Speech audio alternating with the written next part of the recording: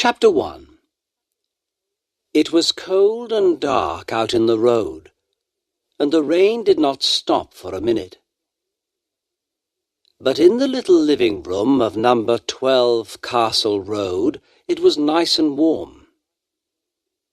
Old Mr. White and his son Herbert played chess, and Mrs. White sat and watched them. The old woman was happy because her husband and her son were good friends, and they liked to be together. "Herbert's a good son," she thought. "We waited a long time for him, and I was nearly 40 when he was born. But we are a happy family." And old Mrs. White smiled. It was true. Herbert was young, and he laughed a lot. But his mother and his father laughed with him. They had not got much money, but they were a very happy little family. The two men did not talk because they played carefully. The room was quiet, but the noise of the rain was worse now, and they could hear it on the windows. Suddenly, old Mr. White looked up. "Listen to the rain," he said. "Yes, it's a bad night," Herbert answered. "It's not a good night to be out. But is your friend Tom Morris coming tonight?" "Yes, that's right. He's coming at about 7 o'clock, the old man said. "But perhaps this rain—" Mr. White did not finish, because just then the young man heard a noise. "Listen," Herbert said. "There's someone at the door now." "I didn't hear a noise," his father answered. But he got up from his chair and went to open the front door.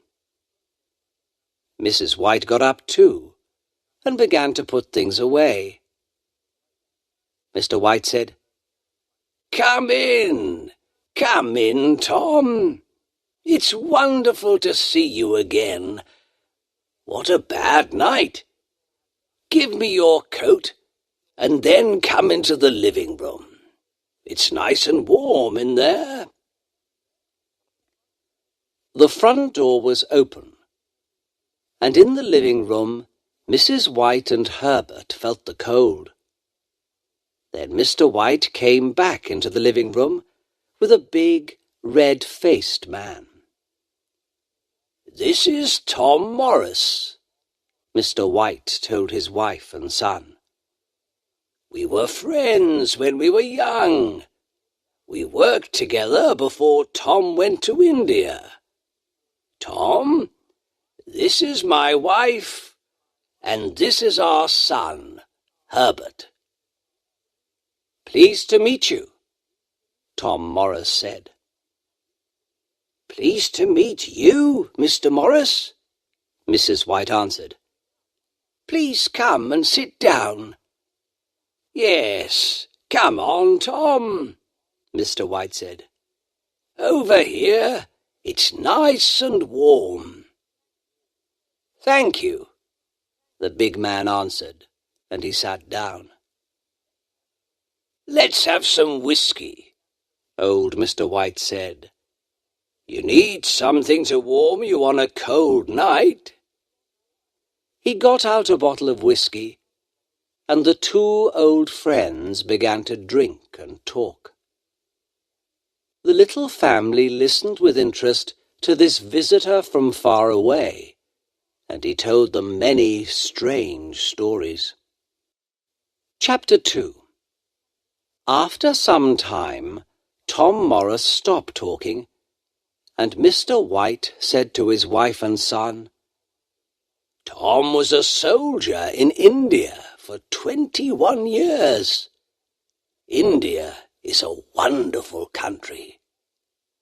"Yes," Herbert said. "I'd like to go there." "Oh, Herbert," his mother cried. She was afraid because she did not want to lose her son. "I wanted to go to India too," her husband said. "But it's better for you here," the soldier said quickly. "But you saw a lot of strange and wonderful things in India. I want to see them too one day," Mr. White said. The soldier put down his whiskey. "No," he cried. "Stay here." Old Mr. White did not stop. "But your stories were interesting," he said to Tom Morris. "What did you begin to say about a monkey's paw?" "Nothing," Morris answered quickly. "Well, nothing important." "A monkey's paw?"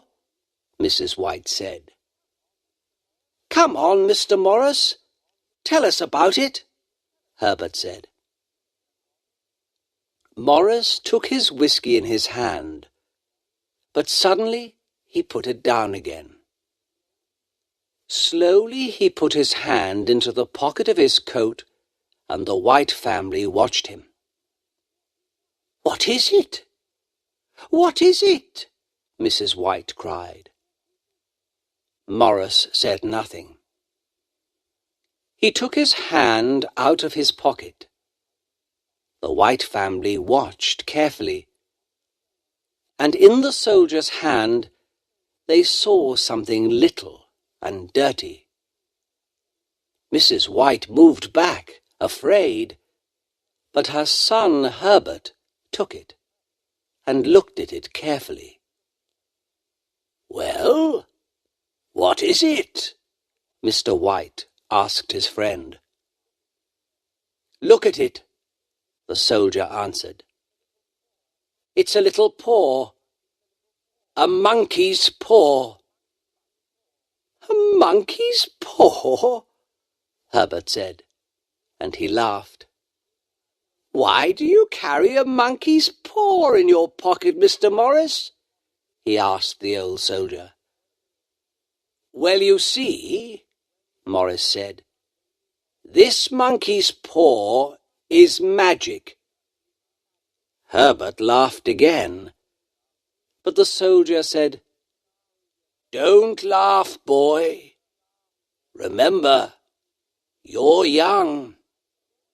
I'm old now, and in India I saw many strange things." He stopped talking for a minute, and then he said, "This monkey's paw can do strange and wonderful things.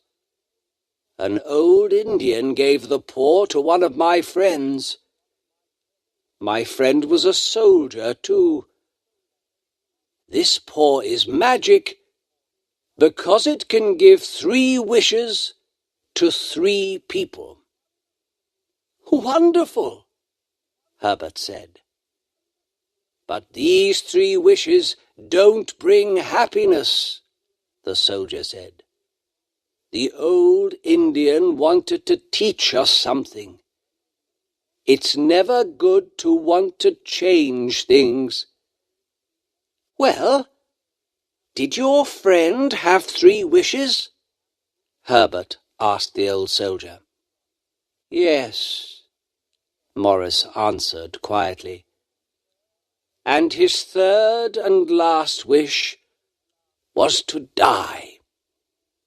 Mr. and Mrs. White listened to the story, and they felt afraid. But Herbert asked, "And did he die?" "Yes, he did," Morris said. "He had no family, so his things came to me when he died. The monkey's paw was with his things, but he told me about it before he died." Tom Morris finished quietly. "What were his first 2 wishes then?" Herbert asked. What did he ask for? I don't know. He didn't want to tell me, the soldier answered. For a minute or two, everybody was quiet. But then Herbert said, "And you, Mr. Morris? Did you have 3 wishes?" "Yes, I did," Morris answered. "I was young. I wanted many things. A fast car. Money." Morris stopped for a minute, and then he said with difficulty, "My wife and my young son died in an accident in the car. Without them, I didn't want the money. So in the end, I wished to lose it. But it was too late. My wife and my child were dead." The room was very quiet. The White family looked at the unhappy face of the old soldier. Then Mr. White said, "Why do you want the poor now? You don't need it. You can give it to someone." "How can I give it to someone?" the soldier said. "The monkey's paw brings unhappiness with it." "Well, give it to me," Mr. White said. "Perhaps this time it—" "No," Tom Morris cried. "You're my friend. I can't give it to you." Then after a minute he said, "I can't give it to you, but of course you can take it from me. But remember, this monkey's paw brings unhappiness." Old Mr. White did not listen, and he did not think. Quickly he put out his hand, and he took the paw. Tom Morris looked unhappy, but Mr. White did not want to wait. "What do I do now?" he asked his friend. "Yes, come on, father," Herbert said. "Make a wish," and he laughed. The soldier said nothing, and Mr. White asked him again, "What do I do now?" At first the old soldier did not answer, but in the end he said quietly, "Okay, but remember, be careful. Think before you make your wish." "Yes, yes," Mr. White said. "Take the paw in your right hand, and then make your wish. But—" Tom Morris began. "Yes, we know," Herbert said. "Be careful." Just then, old Mrs. White stood up, and she began to get the dinner. Her husband looked at her. Then he smiled and said to her, "Come on, help me. What can I wish for? We need money, of course." Mrs. White laughed, but she thought for a minute, and then she said, "Well, I'm getting old now, and sometimes it's difficult to do everything. Perhaps I need 4 hands and not 2. Yes, ask the paw to give me 2 more hands." "Okay, then," her husband said, and he took the monkey's paw in his right hand. Everybody watched him, and for a minute he waited. Then he opened his mouth to make his wish. Suddenly, Tom Morris stood up. "Don't do it!" he cried. The old soldier's face was white. Herbert and his mother laughed, but Mr. White looked at Tom's face.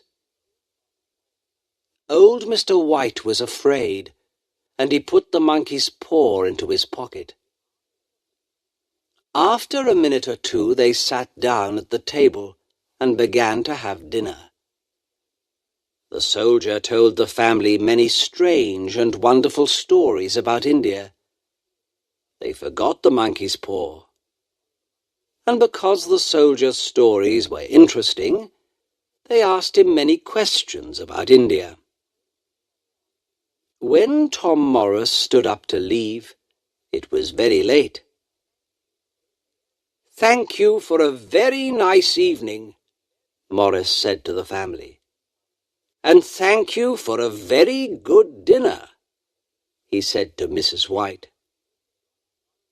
"It was a wonderful evening for us, Tom," old Mr. White answered. "Your stories were very interesting. Our life isn't very exciting, and we don't have the money to visit India. So please come again soon. You can tell us some more stories about India."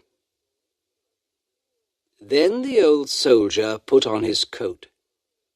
He said goodbye to the White family and went out into the rain. Chapter 3. It was nearly midnight. In their warm living room, the two old people and their son sat and talked about the soldier's stories. "India is a wonderful country," Mr. White said. "What exciting stories! It was a good evening." Mrs. White stood up to take some things into the kitchen, but she stopped and listened to Herbert and his father. "Yes," Herbert said, "Morris told some interesting stories, but of course some of them weren't true." "Oh, Herbert," Mrs. White said. "Well, Mother, that story about the monkey's paw wasn't true. A dirty little monkey's paw isn't magic, but it was a good story." And Herbert smiled. "Well, I think you're right, Herbert," his mother said. "I don't know," Mr. White said quietly. "Perhaps the story was true. Strange things can happen sometimes." Mrs. White looked at her husband. "Did you give some money to Tom Morris for that paw?" she asked. "We don't have money to give away for nothing." Mrs. White was angry now. "Well, yes," her husband answered. "I did, but not much. And at first he didn't want to take it. He wanted the monkey's paw." "Well, he can't have it," Herbert laughed. "It's our paw now, and we're going to be rich and happy. Come on, Father, make a wish." Old Mr. White took the paw from his pocket. "Okay, Herbert, but what am I going to ask for? I have everything. You, your mother. What do I need?" "Money, of course," Herbert answered quickly. "We need money. You're always thinking about money. That's because we haven't got very much of it. With money, you can pay for this house. It can be your house. Go on, Father. Wish for £30,000. Herbert stopped talking, and his old father thought for a minute. The room was quiet, and they could hear the rain on the windows. Then Mr. White took the monkey's paw in his right hand. He was afraid, but he looked at his wife and she smiled at him. "Go on," she said. Slowly and carefully, Mr. White said, "I wish for £30,000. Suddenly, he gave a cry, and Mrs. White and Herbert ran to him. "What's the matter, father?" Herbert asked. "It moved," Mr. White cried. "The monkey's paw! It moved!" They looked at the paw. It was now on the floor and not in the old man's hand. The family watched it, and they waited, but it did not move again. So the little family sat down again and they waited. Nothing happened. The noise of the rain on the windows was worse now, and their little living room did not feel nice and warm. Mrs. White said, "It's cold. Let's go to bed." Mr. White did not answer, and in the end Herbert said, "Well, there's no money, father. Your friend's story wasn't true." But Mr. White did not answer. He sat quietly and said nothing. After some time, Mrs. White said to her husband, "Are you okay?"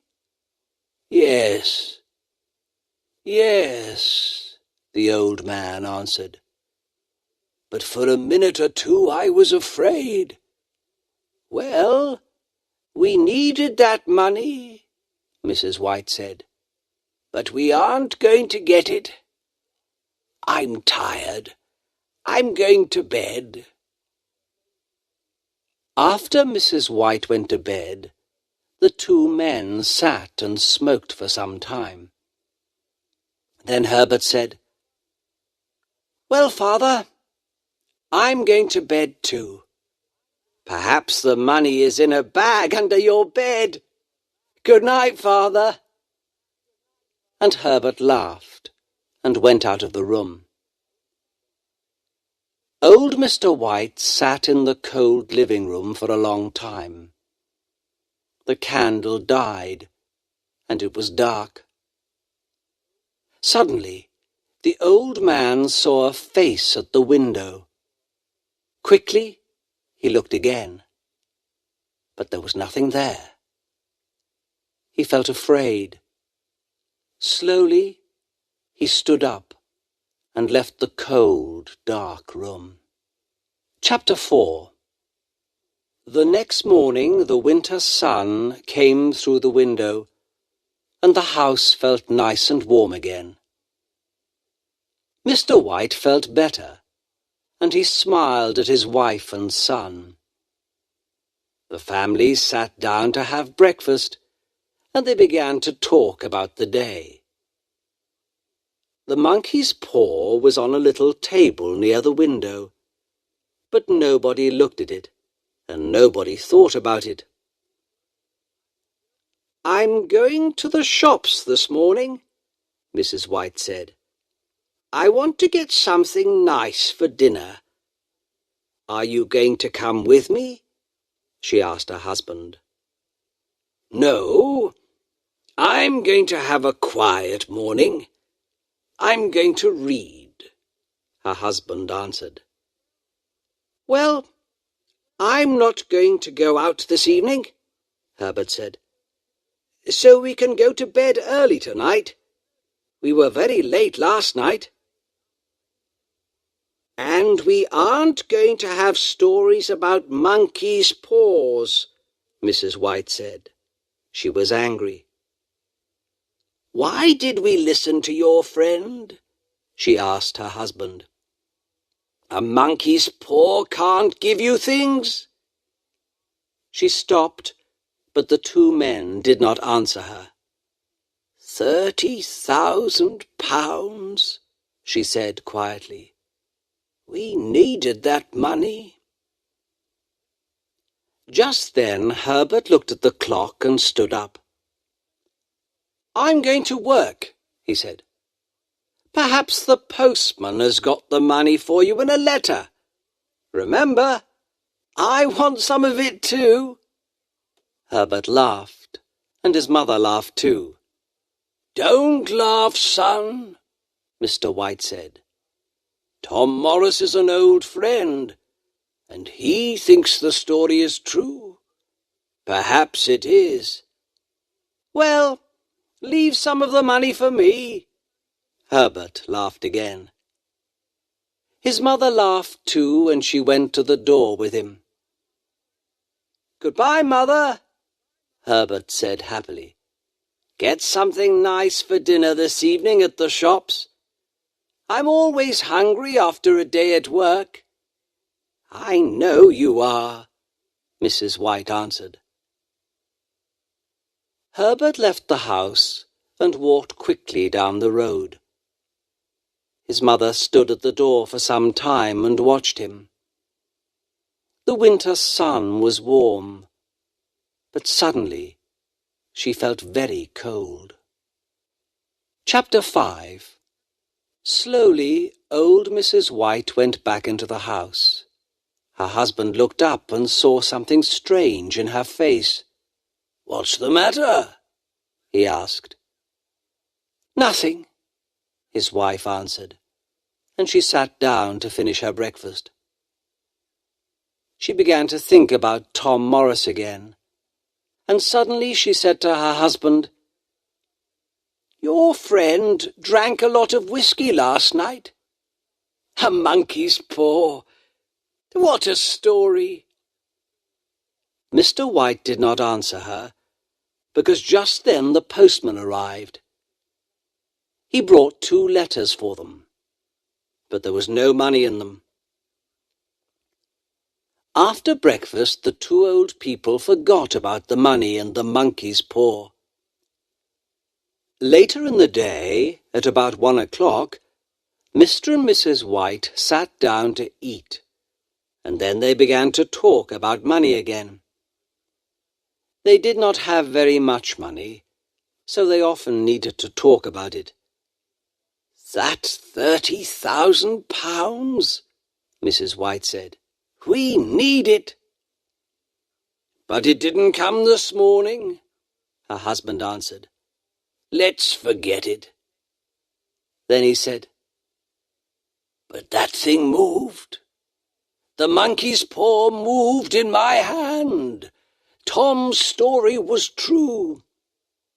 You drank a lot of whiskey last night.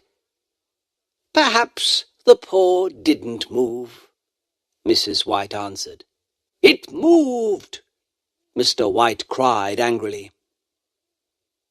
At first his wife did not answer, but then she said, Well, Herbert laughed about it. Suddenly she stopped talking. She stood up and went over to the window. What's the matter? Her husband asked. There's a man in front of our house, Mrs. White answered. He's a stranger, very tall and well-dressed. He's looking at our house. Oh, no, it's okay. He's going away. Come and sit down. Finish eating, Mr. White said. The old woman did not listen to her husband. He isn't going away, she went on. He's coming back. I don't know him. He's a stranger. Yes, he's very well dressed. Suddenly Mrs. White stopped.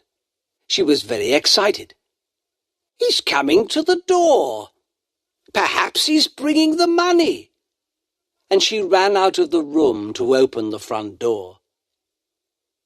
The tall, well-dressed stranger stood there. For a minute he said nothing, but then he began, Good afternoon. I'm looking for Mr. and Mrs. White. Well, I'm Mrs. White, the old woman answered. What can I do for you? At first the stranger did not answer, but then he said, Mrs. White, I'm from Moore and Meggins. Can I come in and talk to you? Moore and Meggins had a big factory, and Herbert White worked there on the machinery. Yes, of course, Mrs. White answered. Please come in. The well-dressed stranger came into the little living room, and Mr. White stood up. Are you Mr. White? The stranger began. Then he went on, I'm from Moore and Meggins. Mrs. White looked at the stranger, and she thought, perhaps he has the money. But why Moore and Meggins? And his face is very unhappy. Why? Suddenly, the old woman was afraid. Please sit down, Mr. White began. But now his wife could not wait. What's the matter? She cried. Is Herbert? She could not finish the question. The stranger did not look at their faces, and Mr. White began to be afraid too. Please tell us, he said. I'm very sorry, the man from Moore and Meggins began. He stopped for a minute, and then he began again. I'm very sorry, but this morning there was an accident at the factory. What's the matter? Is Herbert okay? Mrs. White cried again. Well, the man began slowly. Is he in hospital? The old woman asked, very afraid now. Yes, but... The stranger looked at Mrs. White's face and stopped. Is he dead? Is Herbert dead? Mr. White asked quietly. Dead? Mrs. White cried. Oh, no, please, not dead, not Herbert, not our son. Suddenly the old woman stopped because she saw the stranger's face. Then the two old people knew. Their son was dead. Old Mrs. White began to cry quietly, and Mr. White put his arm round her. Some time later, the man from Moore and Meggins said, It was the machinery. An accident. Herbert called help. The men heard him and ran to him quickly, but they could do nothing. The next minute he was in the machinery. I'm very, very sorry, he finished. For a minute or two the room was quiet. At last Mrs. White said, Our son, dead. We're never going to see him again. What are we going to do without him? Her husband said, He was our son. We loved him. Then Mrs. White asked the stranger, Can we see him? Can we see our son? Please take me to him. I want to see my son. But the stranger answered quickly. No, he said. It's better not to see him. They couldn't stop the machinery quickly. He was in there for a long time, and at first they couldn't get him out. He was... The man stopped. Then he said, Don't go to see him. The stranger went over to the window because he did not want to see the faces of the two old people.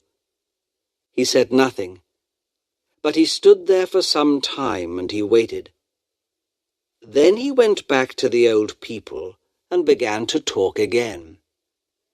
"There's one more thing," he said. "Your son worked for Moore and Meggins for 6 years, and he was a good worker. Now Moore and Meggins want to help you at this unhappy time." Again the stranger stopped. After a minute he began again. "Moore and Meggins want to give you some money." Then he put something into Mr. White's hand. Old Mr. White did not look at the money in his hand. Slowly he stood up and looked at the stranger, afraid. "How much?" Mr. White asked, very quietly. He did not want to hear the answer. £30,000, the stranger said. Chapter 6. 3 days later, in the big new cemetery 2 miles from their house, the 2 old people said goodbye to their dead son. Then they went back to their dark old house. They did not want to live without Herbert, but they waited for something good to happen, something to help them. The days went by very slowly. Sometimes they did not talk, because there was nothing to say without Herbert, and so the days felt very long. Then one night, about a week later, Mrs. White got out of bed because she could not sleep. She sat by the window and she watched and waited for her son. He did not come, and she began to cry quietly. In the dark her husband heard her, and he called, "Come back to bed. It's cold out there." "It's colder for my son," his wife answered. "He's out there in the cold cemetery." Mrs. White did not go back to bed. But Mr. White was old and tired, and the bed was warm. So in the end he went to sleep again. Suddenly he heard a cry from his wife. "The paw!" she cried. "The monkey's paw!" She came back to the bed and stood there. "What is it? What's the matter?" Mr. White cried. He sat up in bed. "What's the matter?" he thought. "Why is she excited? What's she talking about?" He looked at his wife. Her face was very white in the dark. "I want it," she said quietly, "and you've got it. Give it to me, please." "What?" Mr. White asked. "The monkey's paw," Mrs. White said. "Where is it?" "It's downstairs," Mr. White answered. "Why?" Mrs. White began to laugh and cry. "We can have 2 more wishes," she cried. "We had 1, but there are 2 more." "Oh, no, not again. Think, woman," Mr. White cried. But Mrs. White did not listen. "Quickly," she said, "go and get the paw. We're going to wish for our boy to come back to us." "No," Mr. White cried. "You're mad." Get it quickly," Mrs. White cried again. Mr. White said again, "Think, woman, think. Our boy was in the machinery for a long time. They didn't want to show him to us. Think. Do you want to see his body?" "Yes, he's my son. I'm not afraid of him," she answered. "You don't understand," Mr. White said sadly, but he went downstairs to look for the monkey's paw. In the living room it was dark, and Mr. White did not have a candle. Slowly he went across the room and he put out his hand for the monkey's paw. He touched it, and quickly took his hand away again. "No," he thought, "I can't. I don't want to see Herbert. His face, after he was in the machinery, no." Then he thought about his wife, and he put out his hand and took the paw. In the bedroom his wife waited. She saw the paw in Mr. White's hand and cried, "Quick, make the wish." "I can't," Mr. White answered. "Remember, he died in the machinery. Make the wish. I'm not afraid of my own son," Mrs. White cried again. Mr. White looked sadly at his wife, but he took the paw in his right hand and said slowly, "I wish for my son Herbert to come back to us." Then he sat down in the nearest chair. But Mrs. White went over to the window and looked out into the road. She stayed there for a long time, and she did not move. Nothing happened. The monkey's paw could not do it. "Thank God," Mr. White said, and he went back to bed. Soon Mrs. White went to bed too. Chapter 7. But they did not sleep. They waited, and they listened. In the end, Mr. White got up to get a candle because the dark made him more afraid. He began to go downstairs, but suddenly he heard a noise at the front door. He stopped, and he listened. He could not move. Then the noise came again. This time he ran. He ran upstairs, back into the bedroom, and he closed the door behind him. But again the noise came. "What's that?" Mrs. White cried, and she sat up in bed. "Nothing. Go to sleep again," her husband answered. But Mrs. White listened, and the noise came again. "It's Herbert! It's Herbert!" she cried. "I'm going to open the door for him."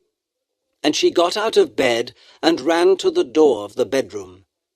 Mr. White got there first and stopped her. "No!" he cried. "Think!" "But it's my boy! It's Herbert!" she answered. "No! Don't go! Don't!" her husband cried again. But Mrs. White did not listen to him. She opened the bedroom door and ran from the room. "I'm coming, Herbert!